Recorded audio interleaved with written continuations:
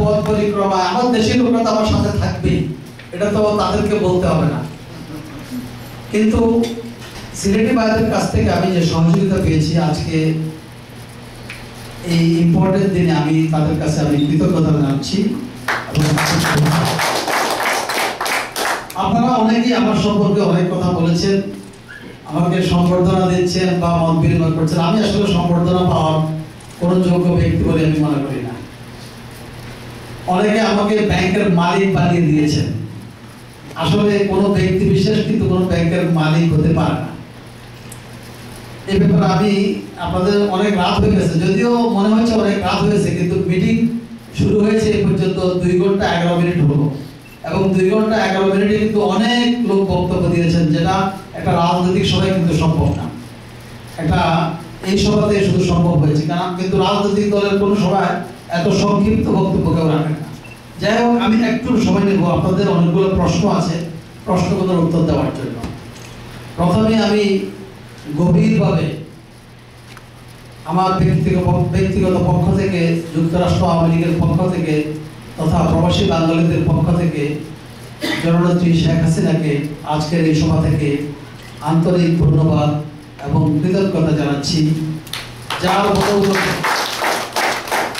আজকে প্রবাসী বাঙালিরা সর্বপ্রথম ভোটাধিকার পেয়েছে।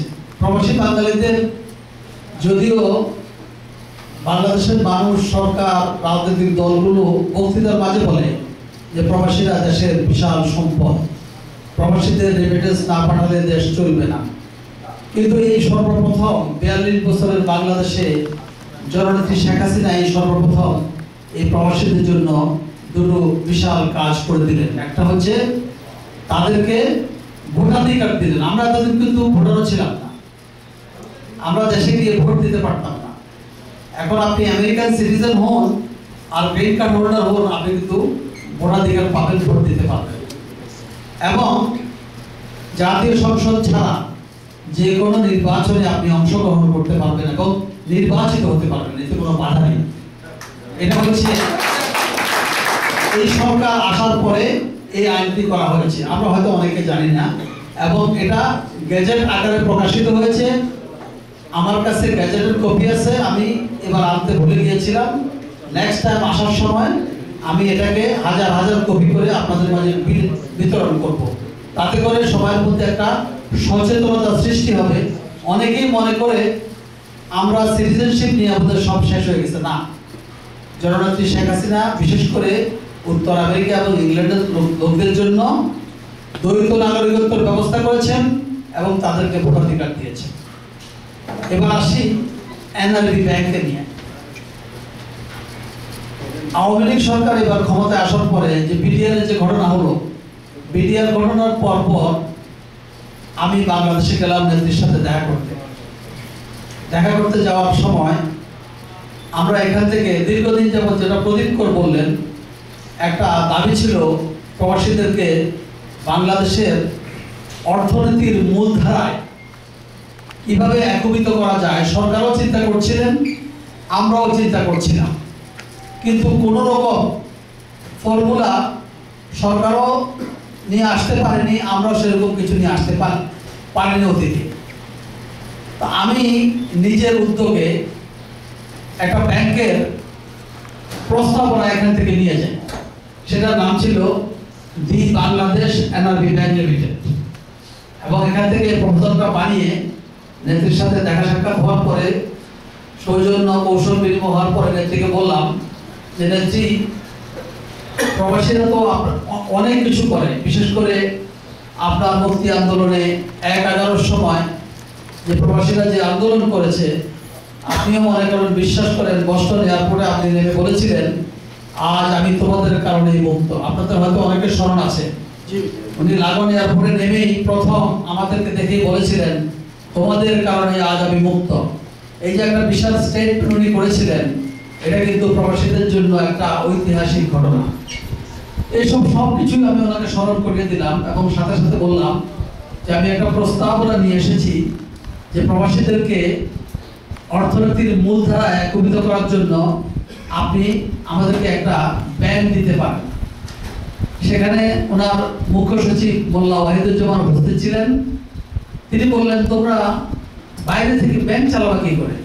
তোমরা থাকো আমেরিকা, ইংল্যান্ডে, ব্যাংক সম্ভব বাইরে থেকে ব্যাংক চালানো? তখন আমি বললাম, আপা আপনার সময় হলে আপনার সেক্রেটারি অথবা অন্য কাউকে দিয়ে এটা একটু সিনপসিস নিয়ে আপনি পড়ে দেখেন আমরা কি সিস্টেমে এটা করতে চাই। পরবর্তীতে তিনি এই প্রপোজালটাকে ওনার মুখ্য সচিবকে দিলেন এবং বললেন, আমরা যখন ব্যাংক দেব এটা আমাকে স্মরণ করিয়ে দেবে, ওনাকে বললেন। এরপরে কিন্তু আমরা পর্যায়ক্রমে বিভিন্ন প্রকার ক্যাম্পেইন করে যাচ্ছি কিভাবে আমরা এই জিনিসটা পেতে পারি। ক্যাম্পেইনের অংশ হিসাবে এর পরের বছর আমরা ঢাকা শেরাটন হোটেল, যেটা এখন রূপসী বাংলা হিসাবে পরিচিত, সেখানে একটা সেমিনার করেছিলাম আমরা এনআরবির উদ্যোগে। সেই সেমিনারে আমরা নিয়ে এসেছিলাম অর্থমন্ত্রী মহোদয়কে, বাংলাদেশ ব্যাংকের গভর্নর সহ, ব্যাংকিং সচিব সহ অনেককেই দাওয়াত করে নিয়ে এসেছিলাম এবং সেখানে আমরা দাবি জানিয়েছিলাম যে আমাদেরকে এনআরবি ব্যাংক নামে একটা ব্যাংক দেওয়া হোক। এনআরবি ব্যাংকের আইডিয়াটা আমি নিয়েছিলাম, আপনারা হয়তো অনেকে জানেন আমি এখানে দীর্ঘদিন যাবত ওয়েলস ফার্গো ব্যাংকে কাজ করেছি এবং ব্যাংকিং ব্যবসা নিয়ে আমি বিভিন্ন রকম রিসার্চ করেছি এবং সেখানে আমি একটা ব্যাংক সম্পর্কে আমি অবগত হয়েছি, সেটা হচ্ছে ভারতের আইসিআইসি ব্যাংক, যেটা আজ থেকে 40 বছর আগে এনআরআই কর্তৃক প্রতিষ্ঠিত, অর্থাৎ নন রেসিডেন্ট ইন্ডিয়ানরা এই ব্যাংকটি প্রতিষ্ঠিত করেছিল আজ থেকে 40 বছর আগে। এবং এই ব্যাংকটি বর্তমানে ভারতের সেকেন্ড লার্জেস্ট ব্যাংক এবং সারা বিশ্বের 4th লার্জেস্ট ব্যাংক। বিশ্বের সারা বিশ্বে যতগুলো ব্যাংক আছে তার মধ্যে 4র্থ স্থান হচ্ছে এই ভারতের এনআরআইদের কর্তৃক প্রতিষ্ঠিত ব্যাংকটি, আর ভারতে হচ্ছে সেকেন্ড লার্জেস্ট ব্যাংক এবং 192টি দেশে এটা শাখা আছে। তাহলে ভারতীয়রা যদি আজ থেকে 40 বছর আগে এটা ফিরে থাকে, আমরা বাঙালিরা বাংলাদেশিরা পারবো না কেন? তারপরে ব্যাংকিং ডিভিশন, ব্যাংক কিন্তু কোনো সরকার দেয় না। বাংলাদেশ ব্যাংকের একটা ডিভিশন আছে যারা লাইসেন্স ইস্যু করে, এটাকে বলা হয় ব্যাংকিং পরিধি বিভাগ, পরিধি এবং নীতি বিভাগ বাংলায় বলে। ওই বিভাগ বিভিন্ন ধরনের ডাটা অ্যানালাইসিস করে তারা দেখলো যে 1 কোটি প্রবাসী বাঙালি যে রেমিটেন্স পাঠায় এর 35 ভাগ মাত্র লিগ্যাল চ্যানেলে, ব্যাংকিং চ্যানেলে যায়, আর বাকি 65 ভাগ হুন্ডির মাধ্যমে যায়। যে টাকাটা হুন্ডির মাধ্যমে যায় সেটা জাতীয় অর্থনীতিতে তেমন কোনো অবদান রাখতে পারে না। দেশে জমি হস্তান্তর হওয়া ছাড়া একের কাছ থেকে অপরের হাতে, আর গ্রামের বাড়িতে একটা বিল্ডিং করা ছাড়া জাতীয় অর্থনীতিতে কোনো অবদান রাখতে পারে না। আর যদি একটা লোক ব্যাংকিং চ্যানেলের মাধ্যমে টাকাটা পাঠায়, এই টাকাটা বাংলাদেশ ব্যাংকের ফরেন রেমিটেন্স হিসাবে তারা সেটা ঘোষণা করতে পারে বিশ্বব্যাপী। বর্তমানে যেটা বর্তমান সরকার বলছে যে আমাদের রেমিটেন্স সর্বকালের সর্বোচ্চ অবস্থান করছে। আওয়ামী লীগ যখন ক্ষমতায় আসে তখন আমাদের রেমিটেন্সের পরিমাণ ছিল $3.5 বিলিয়ন, বর্তমানে সেটা দাঁড়িয়েছে $16 বিলিয়ন। তাহলে এই 4.5 বছরে আমাদের রেমিটেন্সের পরিমাণ যে কি অবিশ্বাস্য রকম বেড়েছে, যেটা চিন্তাও করা যায় না। এখন এটা কি এনআরবি ব্যাংকের মাধ্যমে হয়েছে? না, এটা এমনিতেই। অনেকে বলেন যে আমাদের এই সরকার আসার পরে বিদেশের লোক যাওয়া কমে গেছে। বিদেশের লোক যাওয়া যদি কমে যেত তাহলে রেমিটেন্সের পরিমাণ এত বাড়ত না। তাহলে সেই স্টেটমেন্টটি কিন্তু মিথ্যা। এই সরকারের আমলে 5 লক্ষের উপরে বিদেশের লোক ইতিমধ্যে গিয়েছে, যতজন ফেরত এসেছে তার চাইতে অনেক বেশি গিয়েছে এবং বর্তমানেও আরো যাচ্ছে এবং আরো 5 লক্ষ লোক যাওয়ার মতো চুক্তি অলরেডি বিদেশের সাথে হয়েছে। যাই হোক, যে কথাটা আমি বলতে চেয়েছিলাম, বক্তব্য দীর্ঘায়িত করবো না। এই যে ফর্মুলাগুলো আমরা দিয়েছিলাম, এগুলা থেকে রিসার্চ করে বাংলাদেশ ব্যাংক সিদ্ধান্ত নিল যে এনআরবিদেরকে একটা ব্যাংক দেওয়া যায় এবং সেই হিসাবে 2010 সালে বাংলাদেশ ব্যাংকের পক্ষ থেকে একটা অ্যাপ্লিকেশন আহ্বান করা হয় এনআরবিদেরকে ব্যাংক দেওয়ার জন্য। তো আমি তো স্বাভাবিকভাবে অ্যাপ্লিকেশন করেছি, সাথে সাথে আমাদের এখানকার ফরহাদ আলী সাহেব এবং ইংল্যান্ডের ইকবাল সাহেবও করেছেন। অনেক ঘটনা আছে, সেগুলো আমি বলতে যাব না। অনেকেই যেটা আমাদের কমান্ডার নবী বলেছেন, দেশে এবং প্রবাসে আমি যে ব্যাংকটির প্রথম উদ্যোক্তা, আমাকে না দেওয়ার জন্য আমাদের অনেক ঘনিষ্ঠ বন্ধু বান্ধব অনেক মানুষ পাওয়ার জন্য তদবির করে, কিন্তু আমার ব্যাপারে তদবির হয়েছিল উল্টো, যেন আমি না পাই। কিন্তু আমি সেজন্য আজকে জননেত্রী শেখ হাসিনার কাছে কৃতজ্ঞ। উনি যারা দিতে চাননি তাদেরকে ডেকে বলেছিলেন যে নিজাম এটার উদ্যোক্তা, এবং আমি তাকে বলে এসেছি আমি তাকে ব্যাংক দেব, আপনারা যদি অন্য কাউকে দিতে চান দিয়ে দেন, কোনো অসুবিধা নেই, তাকে আমি দেবই। কিন্তু আমাকে ব্যাংকটি দেওয়া হয়নি, ব্যাংকটি দেওয়া হয়েছে 1 কোটি প্রবাসী বাঙালিকে। এটা আমি কি জন্য বলি, কোন ব্যাংক যখন হয় একটা আর্থিক প্রতিষ্ঠান, এটা কোনো ব্যক্তি মালিকানায় আর থাকে না। আমি যখন এটা শুরু করেছি তখন 20 জন ডাইরেক্টর কাছ থেকে 20 কোটি টাকা করে 400 কোটি টাকা নিয়ে আমরা এটা করেছি। ফরহাদ আলী সাহেব 60-70 জন থেকে নিয়েছেন। আমি কিন্তু টোটাল ডাইরেক্টর নিয়েছি 20 জন, আর শেয়ার হোল্ডার নিয়েছি মাত্র 4 জন। এই 24 জন দিয়ে আমি শুরু করেছি। এবং সরকারের বাংলাদেশ ব্যাংকের চাহিদা ছিল 400 কোটি টাকা, প্রথম ছিল 200 কোটি, পরবর্তীতে প্রদীপ কর বলেছেন, শুনেছেন আপনারা, আমাদের অর্থমন্ত্রী মহোদয় বললেন যে যখন সবাইকে দিয়ে দিয়েছি আমাদেরকে ফেল করানোর জন্য ষড়যন্ত্র কিন্তু কম হয়নি, হঠাৎ করে 200 কোটি টাকা 400 কোটি করে ফেলা বলা হলো যে 400 কোটি করলে এরা কেউ পারবে না। কিন্তু আমাদের কঠোর পরিশ্রমের কারণে, আমাদের কানেকশন থাকার কারণে আমি 400 কোটির জায়গায় 425 কোটি জমা দিয়েছি। যাই হোক, ব্যাংকটি বর্তমানে আগামী এই মাসের বর্তমান মাসের শেষ সপ্তাহে আমরা একটা কমার্শিয়াল অপারেশনে যাব। কমার্শিয়াল অপারেশন মিনিং আমরা টাকা লেনদেন শুরু করব, টাকা জমা নেওয়া এবং লোন দেওয়া শুরু করব। আরেকটি কথা আপনাদেরকে বলি, যেহেতু এনআরবি গ্লোবাল ব্যাংকের চেয়ারম্যান হিসেবে আপনারা আমাকে আজকে এখানে সম্মানিত করছেন, আমি আমার বক্তব্যটা এটার মধ্যে সীমাবদ্ধ রাখতে চাই। রাজনৈতিক বক্তব্য তো এভরিডে আমরা দিয়ে যাচ্ছি, এটা দেবই। আচ্ছা, আরেকটি কথা আমি আপনাদেরকে বলি যে অনেকে বলেছেন আপনি মালিক হয়েছেন, আমি কিন্তু মালিক না, এটা ক্লিয়ার করে দিচ্ছি। আমরা বর্তমানে এই 20 জন এটা উদ্যোক্তা 400 কোটি টাকা দিয়ে। আগামী 2 বছর পরে এই 1 কোটি প্রবাসী যদি ইচ্ছা করে যত পরিমাণ শেয়ার তারা চায় কিনতে পারবেন, কোনো সমস্যা নেই। আমরা 2 বছর পরে বাংলাদেশ ব্যাংকের নিয়ম অনুযায়ী আরো 1200 কোটি টাকা স্টক মার্কেট থেকে রেজ করব, অর্থাৎ আমরা স্টক ছাড়বো মার্কেটে। আপনারা প্রবাসীরা কিনবেন, আপনাদের হচ্ছে ফার্স্ট প্রেফারেন্স। আপনারা কিনে যদি কিছু বেঁচে থাকে সেটা লোকাল লোক কিনতে পারবে, কোনো সমস্যা নেই। কিন্তু যদি আমরা দেখি 1200 কোটি টাকা পুরোটাই প্রবাসীরা কিনতে চাচ্ছে, আমরা দেশের লোকদেরকে দেবো না, আপনাদেরকে দেবো। এটা হচ্ছে আমাদের ফার্স্ট প্রেফারেন্স। সেখানে আপনি $100 শেয়ারও কিনতে পারবেন, $1,00,000 কিনতে পারবেন, কোনো অঙ্কের বাধা নেই, কোনো সীমাবদ্ধতা নেই। আপনি যা চাইবেন তাই কিনতে পারবেন, এবং তখন আপনিও মালিক হবেন। আমাকে যেরকম মালিক বলছেন তখন আপনিও মালিক হবেন। যাই হোক, ব্যাংকের সিস্টেমটা বলি। বর্তমান 2013 সালে যে আইনটি জননেত্রী শেখ হাসিনা করেছেন, এটা জনকল্যাণেই করেছেন। যেমন আগে ব্যাংকগুলো একজন চেয়ারম্যান থাকলে সে আজীবন চেয়ারম্যান, যেমন আমাদের জলিল ব্যাংক দেখছেন না, মার্কেটটাই শুরু হওয়ার পর থেকে মৃত্যু পর্যন্ত উনি চেয়ারম্যান ছিলেন।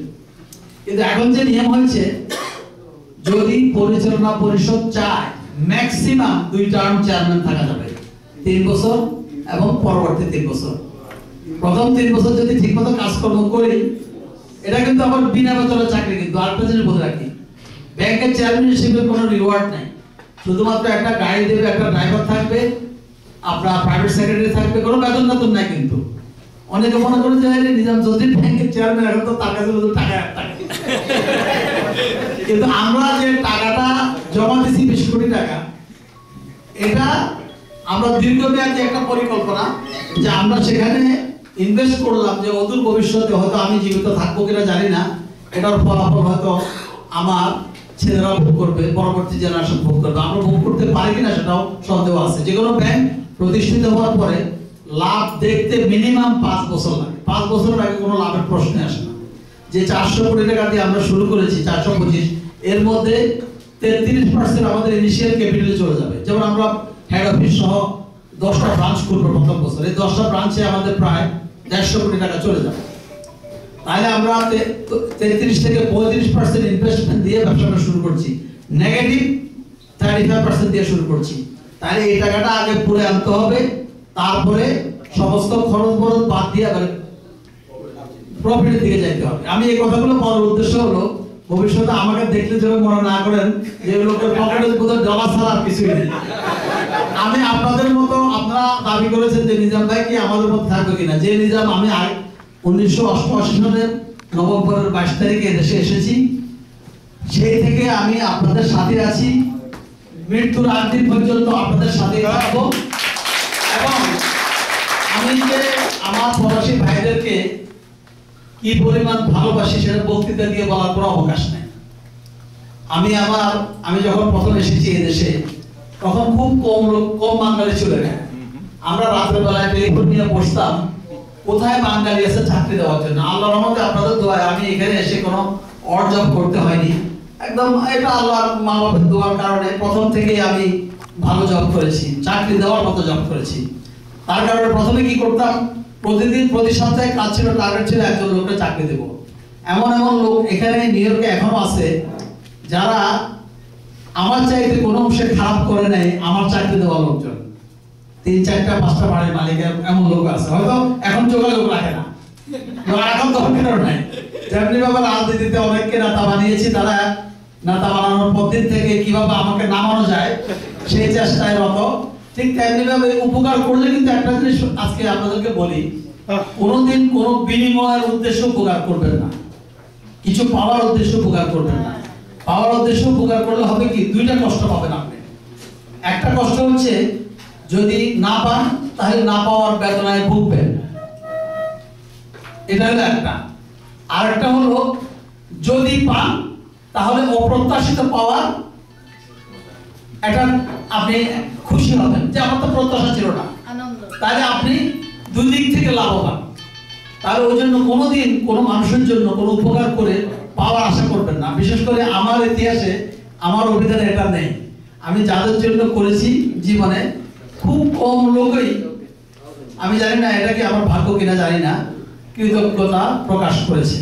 যাই হোক, সেটা ভিন্ন কথা।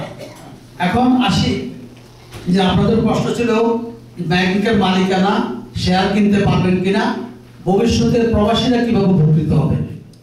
আপনারা শুনলে আশ্চর্য হয়ে যাবেন, যে কোনো সরকারই বলছে, রাজনীতিবিদরা বলছে প্রবাসীরা না হলে আমাদের কোনো উপায় নেই। কিন্তু আপনারা জানেন, আপনারা বাংলাদেশে কিন্তু লোন পাওয়ার যোগ্য না। বাংলাদেশের কোনো প্রবাসীকে লোন দেওয়ার কোনো বিধান নাই। No bank allowed to give any loan to any প্রবাসী। আশ্চর্য ব্যাপার, আমি কোনোদিন জানতাম না। কারণ আপনি যখন এখানে আছেন আপনার সেখানে কোনো কিছু নাই। ফার্স্ট অফ অল আপনি আপনার স্থায়ী ঠিকানা নেই, আপনার ওখানে হচ্ছে অস্থায়ী ঠিকানা। কোনো অস্থায়ী লোককে লোন দেওয়া হয় না। আপনি স্থায়ী কেন, এটা একটা কারণ। দ্বিতীয় কারণ হচ্ছে যে কোনো লোন দিতে হলে কোলাটেরাল লাগে, আপনার একটা জামানত লাগে। আপনার কি জামানত আছে? জামানত থাকলেও আপনি যে লোনটা রিপেমেন্ট করবেন এটা গ্যারান্টি কি? আমরা এই প্রথম ব্যাংক এনআরবি ব্যাংক, আর 2টার কথা আমি জানি না, আমি প্রথম ঘোষণা দিয়েছি বাংলাদেশ ব্যাংকের গভর্নরকে। আমি বলেছি যে আমি প্রবাসী উদ্যোক্তাদেরকে লোন দিতে চাই, এবং কোন প্রবাসী উদ্যোক্তা যে আপনি আজীবন প্রবাসে থাকবেন এমন তো কোনো কথা নেই। হঠাৎ করে আপনার মনে হলো আপনি দেশে ইনভেস্ট করবেন। আমি ভুক্তভোগী, আমি যখন দেশে ইনভেস্ট করতে গিয়েছি আমি দেখেছি একজন প্রবাসীকে কত কষ্ট করতে হয়। প্রথমত কেউ পাত্তা দিতে চায়। আপনি যখন বলেন আপনি নিউ ইয়র্ক থেকে এসেছেন, তখন তারা টার্গেট করে আপনি কত টাকা নিয়ে এসেছেন, যে এটা কিভাবে খাওয়া যায়। 1996 যখন আওয়ামী লীগ ক্ষমতা এসেছিল, আমি একবার বলেছিলাম নেত্রী দেশে এসে ব্যবসা করতে চাই। তখন উনি বললেন, খবরদার, যাদের সাথে রাজনীতি করবা তাদের সাথে ব্যবসা করবা না, আর যাদের সাথে ব্যবসা করবা তাদের সাথে রাজনীতি করবা না। আমি এই কথা এখনো মানি। এবং এটার কারণ হচ্ছে আমি ওনাকে জিজ্ঞেস করেছিলাম কেন, বলে যে ওরা তো মনে করবে তুমি অনেক টাকা নিয়ে আসছো, তোমার পলিটিক্যাল কলিগ, কিন্তু টার্গেট থাকবে কিভাবে তোমাকে ফতুর করে দিয়ে আবার পাঠিয়ে দাও। আমি বাংলাদেশের মানুষের বদনাম করতেছি না, এরকম হাজার হাজার ফ্যামিলি আছে, হাজার হাজার ভুক্তভোগী আছে, প্লট কিনতে গিয়া টাকা দিয়া টাকা পায়নি, জমি কিনতে গিয়া টাকা দিয়া টাকা পায়নি, ইনভেস্ট করতে গিয়া ফতুর হয়ে চলে আসছে, ইনভেস্ট করতে গিয়া মেরে ফেলছে তাকে। এরকম বহু প্রবাসীরা সেখানে অত্যাচারিত হয়েছে। তো আমরাই সর্বপ্রথম সিদ্ধান্ত নিয়েছি বাংলাদেশ ব্যাংকের পারমিশন সাপেক্ষে আমরা প্রবাসীদেরকে লোন দেব এবং আপনাদেরকে বিভিন্নভাবে সম্পৃক্ত করব। কিভাবে? আমরা আজ থেকে ইনশাআল্লাহ আশা করছি 2 থেকে 3 বছরের মাথায় এই দেশে একটা ব্যাংকিং শাখা, ফুল প্রেজেন্ট ব্যাংকিং শাখা করার ইচ্ছা রাখি, আল্লাহ যদি আমাকে জীবিত রাখে। এবং আমরা রিমিটেন্স নেওয়ার জন্য বিভিন্ন মানি ট্রান্সফার এজেন্সি নতুন করে না খুললেও হয়তোবা কোনো পুরানা এজেন্সি আমরা কিনে নেব এখান থেকে, এবং আপনাদেরকে হয়তোবা আমরা ভালো ইনসেন্টিভ দিয়ে টাকা পাঠানোর ব্যবস্থা করবো। এরকম আমাদের অনেকগুলো প্রোগ্রাম আছে, যেটা একজন বক্তা বললেন যে একটা সেমিনারের মাধ্যমে সবাইকে জানাতে। সেমিনারটা হয়তোবা আমি এবার করতে পারবো না, আমাদের ব্যাংক পুরোপুরি চালু হওয়ার পরে ব্যাংকের কর্মকর্তাদেরকে নিয়ে, ব্যাংক কিন্তু চালায় কর্মকর্তারা, আমরা যারা উদ্যোক্তা, ডাইরেক্টর এবং চেয়ারম্যান, আমরা শুধু পলিসি দেই। ওরা যে কোনো একটা লোন প্রপোজাল আমাদের কাছে নিয়ে আসবে, বোর্ড সবাই বসে আমার সভাপতিত্বে মিটিং হবে। ইতিমধ্যে 2টো মিটিং আমি করেছি, 2টো মিটিং এর অভিজ্ঞতা আমার আছে, আমার কাছে খুব ভালো লেগেছে। এবং আমি একজন নতুন চেয়ারম্যান হিসেবেও আমার ডাইরেক্টররা খুবই সুনাম করেছে, বলেছে বড় হচ্ছে তো আপনি এর আগে আরো 10-12টা ব্যাংক চালিয়েছেন, যেভাবে আমি মিটিংগুলো পরিচালনা করছি। খুব ভালো লাগছে, সবার সহযোগিতা আছে। বাংলাদেশের মানুষ কিন্তু যত খারাপই বলেন, অনেক ভালো লোক আছে কিন্তু বাংলাদেশে।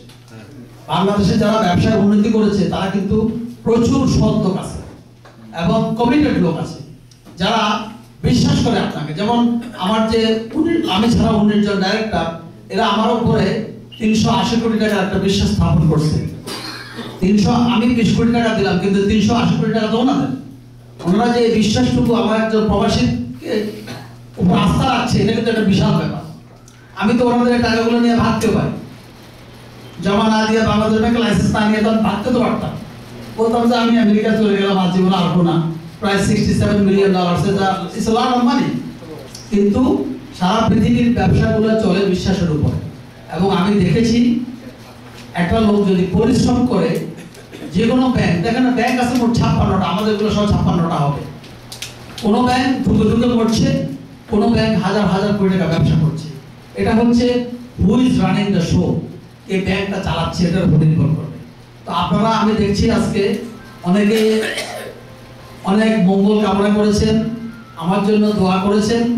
আমি যেন আপনাদের মুখ রক্ষা করতে পারি এবং প্রবাসীদের জন্য এই ব্যাংকের মাধ্যমে কিছু একটা করতে পারি, এই দোয়াই আমি আপনাদের কাছে চাচ্ছি। আসলে মানুষ হিংসা করাটা একটা সহজাত প্রবৃত্তি, কিন্তু হিংসা না থাকলে আবার মানুষ হয় না।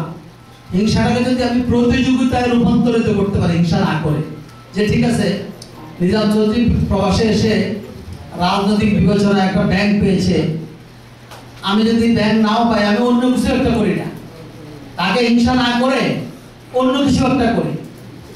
কিন্তু সেটা না করে আমার অনেক ঘনিষ্ঠ বন্ধু, আমি নাম বলবো না, এমন ভাবে চেষ্টা করেছে, এখানে চেষ্টা বলবো, অপচেষ্টা করেছে এটাকে ধ্বংস করার জন্য। চিন্তা করেন, এই ব্যাংকটা এখন আমরা ইনিশিয়ালি হয়তো 150-200 লোক দিয়ে শুরু করব, একসময় আমি আপনি থাকবো না, কিন্তু আজ থেকে 20 বছর 30 বছর পরে এই ব্যাংকের কর্মচারীর সংখ্যা হবে হাজার হাজার। তাহলে আমার উদ্যোগে এই ব্যাংকটা প্রতিষ্ঠিত হওয়ার কারণে বাংলাদেশের হাজার হাজার শিক্ষিত যুব সমাজ এখানে চাকরি পাবে, লক্ষ লক্ষ ফ্যামিলি উপকৃত হবে। এই জিনিসটা কিন্তু আমরা চিন্তা করি না। আমরা চিন্তা করি যে নিজাম চৌধুরী চেয়ারম্যান হবে, এটা ভাই সহ্য করা যায়, এটাকে কিভাবে শেষ করা যায়। আশা করি এই মানসিকতার পরিবর্তন হবে। এটা হয়তো আমাদের এখানে আছে, কিন্তু বাংলাদেশে যে নতুন প্রজন্মের মধ্যে কিন্তু এটা আমি দেখছি না। নতুন প্রজন্ম আমি দেখছি একে অপরকে সহযোগিতা করছে, কিভাবে দেশটাকে এগিয়ে নিয়ে যাওয়া যায়। এবং আমাদের বাংলাদেশে যে আজকে সজীব ওয়াজেদ জয়ের নেতৃত্বে যে ডিজিটাল বাংলাদেশ প্রতিষ্ঠার যে প্রত্যয় নিয়ে বর্তমান সরকার এগিয়ে যাচ্ছে, আমি সেদিন একটা সবাই বলেছিলাম যে বাংলাদেশে ডিজিটাল খাতে যে উন্নতি সাধিত হয়েছে, আমি মনে করি তৃতীয় বিশ্বের কোন দেশ এত উন্নত হতে পারেনি। বাংলাদেশের 10 কোটি লোকের হাতে এখন মোবাইল ফোন। বাংলাদেশের 2.5 কোটি লোক মোবাইল ফোনের মাধ্যমে ব্যাংকিং করে, মোবাইল ফোনের মাধ্যমে টাকা ট্রান্সফার করে, যেটা আমেরিকাতেও এখনো চালু হয়নি। বাংলাদেশ এগিয়ে যাচ্ছে, বাংলাদেশ এগিয়ে যাবে, কেউ এটাকে দাবিয়ে রাখতে পারবে না। তবে একটা জিনিস আমাদেরকে মনে রাখতে হবে, যে সরকার বর্তমান ক্ষমতায় আছে মুক্তিযুদ্ধের সপক্ষে সরকার, এই সরকার যদি আগামী নির্বাচনে ক্ষমতায় আসতে না পারে, বাংলাদেশের ভবিষ্যৎ শুধু রাজনৈতিক ভবিষ্যৎ নয়, বাংলাদেশের সকল ভবিষ্যৎ কিন্তু অন্ধকার। এই দেশ কি হবে এটা চিন্তা করতে আমার গা শিউরে ওঠে। কারণ আপনারা জানেন এই মুহূর্তে রাজনৈতিক বক্তব্য যেগুলো বলেছি কিন্তু তারপরও এসে যায়। এই মুহূর্তে সরকারের মেয়াদ আছে মাত্র নরমালি আর 1 মাসের মতো, 22 দিনের মতো। তারপরে আপনার নির্বাচন যদি জানুয়ারিতে হয় 3 মাস। এর মধ্যে সারা জাতিকে সিদ্ধান্ত নিতে হবে, আমরা কি শেখ হাসিনার নেতৃত্বের মুক্তিযুদ্ধ সরকারকে পুনর্নির্বাচিত করব, নাকি জঙ্গিবাদ, সন্ত্রাসবাদ, লুটেরার হাতে আবার ক্ষমতা তুলে দেব। চয়েস কিন্তু দুটো, এর বেশি কোনো চয়েস নেই। আরেকটা চয়েস থাকতে পারে, অনেকে বলে যে আর্মিরা নিয়ে নেবে। আর্মিরা তখনই নেবে যখন দেখবে রাজনীতিবিদরা ফেল করছে, এর আগে কিন্তু আর্মিরা নেবে না। আমরা আপনাদের একটা জিনিস বলতে পারি, যতক্ষণ পর্যন্ত এদেশের রাজনীতিবিদ বলবো আমি, এদেশের মানুষ যতক্ষণ পর্যন্ত ফেল না করবে ততক্ষণ পর্যন্ত আর্মিরা ক্ষমতা নেবে না। কারণ বর্তমান পরিবর্তিত বিশ্বে আর্মির শাসন কেউ চায় না, যেমনি ভাবে আমেরিকা চায় না, রাশিয়াও চায় না, ইংল্যান্ডও চায় না। তারা আমাদের দেশে একটা ছোট্ট গরিব দেশের আর্মিরা এত বড় চ্যালেঞ্জে আজ যাবে না। তাই বন্ধুরা, আমার বক্তব্য দীর্ঘায়িত করবো না, রাতের 11:30 বেজে গেছে। আপনারা যে আমাকে আজকে যে সম্মান দিয়েছেন, যে কৃতজ্ঞতার পাশে আবদ্ধ করেছেন, আমার মৃত্যুর আগ দিন পর্যন্ত আমি সেটা স্মরণ রাখবো। এবং সেইভাবে আপনারা যারা প্রবাস থেকে বাংলাদেশে যাবেন, আমি যদি সেখানে থাকি, আমার সাথে যোগাযোগ করবেন এবং আমার সাথে সাক্ষাৎ করবেন। আপনাদের যে কোনো সমস্যা, যে কোনো ব্যাপারে আমি ওয়াদা দিচ্ছি আমি সহযোগিতা করার, আপনাদেরকে সাহায্য করার চেষ্টা করব। আর কয়েকজন আশঙ্কা প্রকাশ করেছেন যে নিজাম ভাইকে হারাচ্ছি, না আমাকে হারাবেন না। আমি তো বলেই দিলাম 3 বছর পরেই হয়তো আমি আর চেয়ারম্যান থাকছি না, তখন তো আমি ফ্রি। আর এই 3 বছরের মধ্যেও আমার আরেকটা কথা না বললে নয়, আমার জীবনের সকল সাফল্যের পিছনে যে চাবিটি সবচেয়ে বেশি কাজ করেছে, আমার প্রিয়তমা স্ত্রী আমার সামনে বসা। তার সহযোগিতা না হলে, তার ত্যাগ না হলে আমি জীবনের এই জায়গায় আসতে পারতাম। আমার পিতামাতা আমাকে জন্ম দিয়ে শিক্ষা দিয়েছেন, উচ্চশিক্ষায় শিক্ষিত করেছেন, এদেশে আসার সুযোগ করে দিয়েছেন, ভালো সমাজে মেশার সুযোগ করে দিয়েছেন। এই মহিলাটি গত 20 বছরে, she is very loving and caring woman। আমার 2টি সন্তান আছে। আমি গত 1.5 বছর দেশের বাইরে, সে নিজ দায়িত্বে এদেরকে মানুষ করছে। একজন ইউনিভার্সিটিতে পড়ে, আরেকজন আগামী বছর ইউনিভার্সিটি যাবে। আরেকজনের প্রতি আমি কৃতজ্ঞতা জানাই। আমার 8 ভাই বোনের মধ্যে সবচেয়ে ছোট ভাই আমার জাকারিয়া চৌধুরী, আপনারা তাকে দিলেন। আমরা 3 ভাইয়ের মধ্যে অনেকে শুনেছেন, গত জুন মাসে আমার বড় ভাই ক্যান্সার রোগে মারা গেছেন। বর্তমানে আমরা 2 ভাই এবং আমরা 5 বোন জীবিত আছি। এর মধ্যে আমার ছোট ভাইটি অত্যন্ত মেধাবী এবং অত্যন্ত পরিশ্রমী। আমাদের পারিবারিক ব্যবসাগুলো আমি যাওয়ার পরে সে দেখাশোনা করে এবং রাজনৈতিকভাবে আপনাদের সাথে যেভাবে সে মিশেছে, আপনারাই তার সম্পর্কে বলতে পারবেন। অনেকে আমি এখানে আসার পরে আমাকে বলেছে যে নিজাম ভাই, জাকারিয়া ভাই তো আপনাকে অতিক্রম করে গিয়েছে। আমার খুশি লাগে, কিন্তু আমি আবার এই যে গ্রুপিং এগুলো ভালো লাগে না, বুঝছেন। এগুলা অনেক আমরা করেছি, এগুলা এখন বয়সও নাই। আমি সবার কাছে অনুরোধ করব, আমরা ওপেন কথাবার্তা বলে আমাদের মধ্যে যে বিভেদ আছে, বিসম্বাদ আছে, এগুলাকে আমরা শেষ করে দিই। কারণ একটা বয়স তো আছে, আমার 59 বছর বয়স এখন আর গ্রুপিং করার সময় নেই। হ্যাঁ, তো এখানে আপনাদের আমার একটা প্রশ্ন আছে। জি বলেন। আপনি বলেছেন যে রাজনৈতিক বিবেচনায় বক্তব্য প্রায় শেষ হয়ে গেছে। আপনি বলেছেন যে এই রাজনৈতিক বিবেচনায় ব্যাংকটা দেওয়া হয়েছে এবং সরকারের ক্ষমতা আছে, সময় আছে আর মাত্র 22 দিন। তো আমার প্রশ্ন, ইন কেস যদি আগামী নির্বাচনে কোনো সেটব্যাক হয়, সরকার যদি পরিবর্তন হয়ে যায়, তাহলে এই ব্যাংকের মানে ভাগ্যে কি কোনো পরিবর্তন ঘটতে পারে, নাকি এমনভাবে তৈরি করা হয়েছে যে সরকার পরিবর্তন হলে এই ব্যাংকের ভাগ্য নিয়ে কোনো ছিনিমিনি খেলা হবে না? সরকার পরিবর্তন হলে বাংলা একটা ব্যাংক হচ্ছে একটা পাবলিক ইনস্টিটিউশন, এটার মালিক হচ্ছে বাংলাদেশের জনগণ। আপনি বলছেন রাজনৈতিক বিবেচনায় দেওয়া হয়েছে। রাজনৈতিক প্রতিটি ব্যাংকে বাংলাদেশ সৃষ্টি হওয়ার পর থেকে পর্যন্ত যতগুলো ব্যাংক দেওয়া হয়েছে, প্রত্যেকটা ব্যাংকে রাজনৈতিক বিবেচনা দেওয়া হয়েছে। ইভেন শুধু ব্যাংক না, এই যে মোর্শেদ খান প্রথম সেলফোন নিয়ে আসলো বাংলাদেশে, মোবাইল ফোন, সেটাও কিন্তু রাজনৈতিক বিবেচনা দেওয়া হয়েছিল, রাজনৈতিক ব্যক্তিত্বদেরকে দেওয়া হয়। এটা কিন্তু ওপেন সিক্রেট। আমি যদি আজকে যুক্তরাষ্ট্র আওয়ামী লীগের একজন কর্মকর্তা না হতাম, আমি যদি এই প্রপোজালটা না দিতাম, আমার যদি সরকারের উচ্চ লেভেলের পরিচিতি না থাকতো, অবশ্যই আমি এই ব্যাংক পেতাম না। এটা তো লুকানোর কিছু নেই। তবে রাজনৈতিক বিবেচনায় কোনো অন্যায় তো এখানে করা হয়নি। এখানে একটা আর্থিক প্রতিষ্ঠান দেওয়া হয়েছে। কোন আর্থিক প্রতিষ্ঠানকে অতীতের ইতিহাস গত 42 বছরে সরকার পরিবর্তন হলেও কোনো আর্থিক প্রতিষ্ঠানের উপর কোনো আঘাত আসেনি। হয়তো কোনো ব্যবসা প্রতিষ্ঠান অথবা অন্যায়ের মাধ্যমে প্রতিষ্ঠিত কোনো কিছুর উপর হয়তো আঘাত এসেছে। ওই দিন আমাদের ব্যাংকের উদ্বোধনী অনুষ্ঠানে প্রাক্তন গভর্নর ডক্টর ফরাসুদ্দিন এসেছিলেন।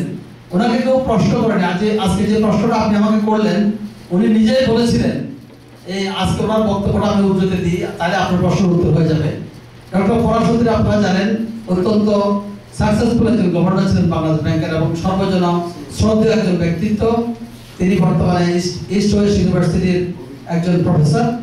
তিনি বলেছিলেন, অনেকেই মনে করে এই সরকারের আমলে যে 9টি ব্যাংক দেওয়া হয়েছে, 6টি লোকাল এবং 3টি এনআরবি, হয়তো অন্য সরকার আসলে অথবা গণেশ উল্টে গেলে এগুলো হয়তো বন্ধ হয়ে যেতে পারে। নো, অসম্ভব। ব্যাংক কিন্তু সরকার দেয় না, সরকার সম্মতি দেয়। ব্যাংক দিয়েছে বাংলাদেশ ব্যাংক। বাংলাদেশ ব্যাংক কিন্তু কোনো দলের প্রতিষ্ঠান না, এটা একটা রাষ্ট্রের সর্বোচ্চ আর্থিক প্রতিষ্ঠান, সেন্ট্রাল ব্যাংক অফ বাংলাদেশ। এবং অত্যন্ত চুলচেরা বিশ্লেষণ করে প্রতিটি অ্যাপ্লিকেশনকে এমনভাবে স্ক্রুটিনি করা হয়েছে। বাংলাদেশ ব্যাংকে এই ব্যাংকগুলোর জন্য মোট 52টা অ্যাপ্লিকেশন পড়েছিল। এর মধ্যে প্রবাসী 3টা পড়েছিল, 3টাই সিলেক্ট হয়েছে, আর লোকাল পড়েছিল 47টা।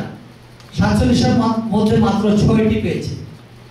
এটা আমার মনে হয় বাংলাদেশে একটি মাত্র প্রতিষ্ঠান আছে, বাংলাদেশ ব্যাংক, যেটাকে one of the most regulated business any country in the world. Banking ব্যবসা হচ্ছে অসম্ভব একটা রেগুলেটেড ব্যবসা। এখানে কোনো রকম সোজা বাংলা ভাষায় বলে 2 নম্বরের কোনো সুযোগ নেই, কোনো সুযোগ নেই। এখন আপনি বলতে পারেন যে আমরা শুনতেছি হাজার হাজার কোটি টাকা লোপাট হয়ে যাচ্ছে। সেটা হচ্ছে আমি যদি একটা ব্যাংক থেকে এখান থেকে সুযোগ করে জেপি মর্গান থেকে $200 মিলিয়ন লোন নিয়ে আমি যদি এগুলা ব্যাংকরাপসি ঘোষণা করি আগামীকাল বা 2 বছর পরে, এটাকে আপনি কি বলবেন? লোপাট করবেন না?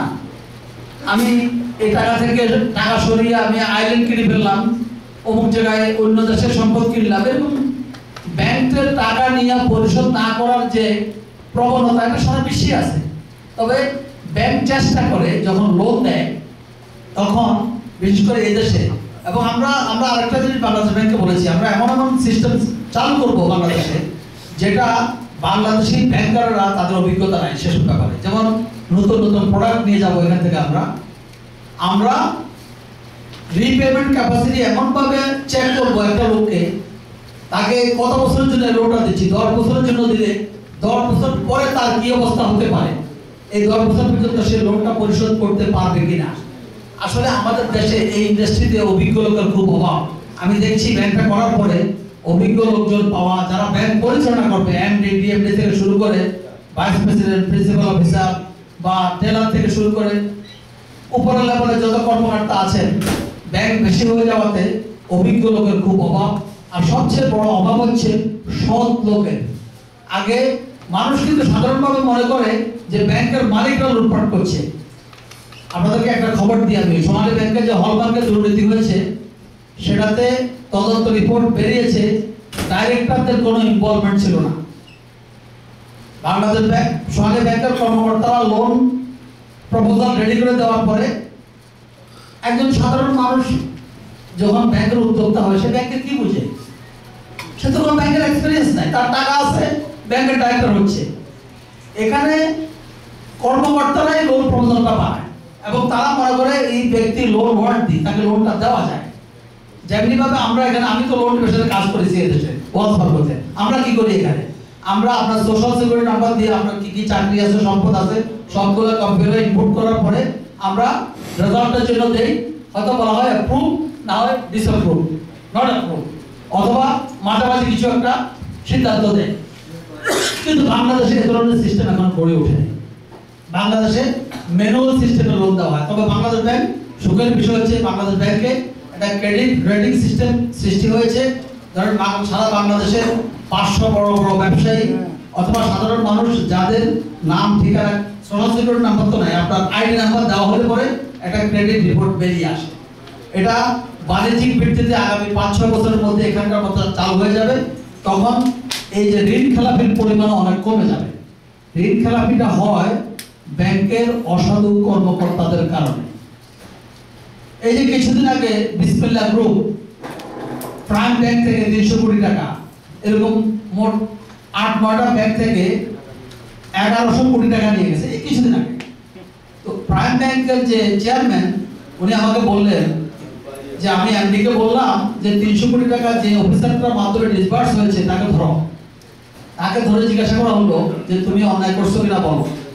সে স্বীকার করলো যে স্যার আমি করছি এটা, এখানে আমি 100 কোটি টাকা পেয়েছি, আমার কাছে এখন 30 কোটি টাকা ক্যাশ আছে আর 70 কোটি টাকা সম্পদ আছে এই জায়গায়। তখন চেয়ারম্যান সাহেব তাকে বললেন, এটা সত্য ঘটনা কিন্তু, তাকে বললেন যে আপনি কোন রকমে তাকে এগুলো তার কাছ থেকে আদায় করে নেন, টাকাগুলো ক্যাশ নিয়ে নেন আর 70 কোটি টাকা সম্পদ ব্যাংকের নামে লিখে নেন। আর চেয়ারম্যান সাহেব কি করলেন, এমডি সাহেব কি করলেন, সেটা না করে তার বক্তব্য রেকর্ড করে তাকে র্যাবে ধরাই দিলেন। এখন র্যাবে ধরা যাওয়ার পর কি হলো, কেস হয়ে গেল। কেস হলে পরে বাংলাদেশে যার কাছে 100 কোটি টাকা আছে তাকে কেসে কি ধরে রাখতে পারে? সে 3 মাস জেল কেটে বেরিয়ে এসে, আমি নাম বলবো না, এখন সে আরেকটা ব্যাংকের ডাইরেক্টরশিপ দিয়ে দিয়েছে একজন কর্মচারী।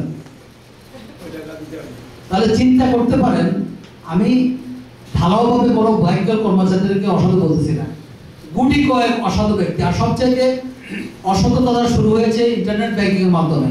আমাদের এখানে আমরা খুশি হই, ইন্টারনেট ব্যাংকিং কোনো সমস্যা নেই। ওখানে যারা ডাটা সেন্টারে কাজ করে তাদের সাথে অফিসারদের লাইন করে তারা নাম্বারটা একটু এদিক সেদিক করে দিতে হলে আপনার 1 মিলিয়নের সাথে 1 মিলিয়ন টাকার সাথে যদি 2টা শূন্য লাগে কি হয়ে গেল। এইভাবেই ব্যাংকের কিছু সংখ্যক অসাধু কর্মকর্তার কারণে আজকে সে জালিয়াতিগুলো হচ্ছে। এই জন্য আমরা চেষ্টা করছি, বেতন বেশি দিয়ে হলো সৎ লোক নিয়োগ দেওয়ার চেষ্টা করছি এবং তাদের পুরনো ইতিহাস জেনে লোক নিয়ে দেওয়ার চেষ্টা করছি। তো আমি বক্তব্য দীর্ঘায়িত করবো না, কৌশিক ভাইয়ের বক্তব্যের উত্তর, প্রশ্নের উত্তর আমি আশা করি দিতে পেরেছি। কোনো ব্যাংকে বন্ধ হবে না এবং এই সরকার এমন কোনো কাজ করে নেই অন্যায়ভাবে কাউকে কিছু দেয়নি। আপনি সরকার ক্ষমতা আসছে, আপনার দলীয় লোককে আপনি পুরস্কৃত করবেন না কেন? আমেরিকাতে তো করে। আমেরিকাতে যখন ডেমোক্রেটরা আসে, তারা ডেমোক্রেটদেরকে নিয়ে সবাই হোয়াইট হাউসে ঢুকে, আবার যাওয়ার সময় সবাইকে একসাথে বেরিয়ে যায়।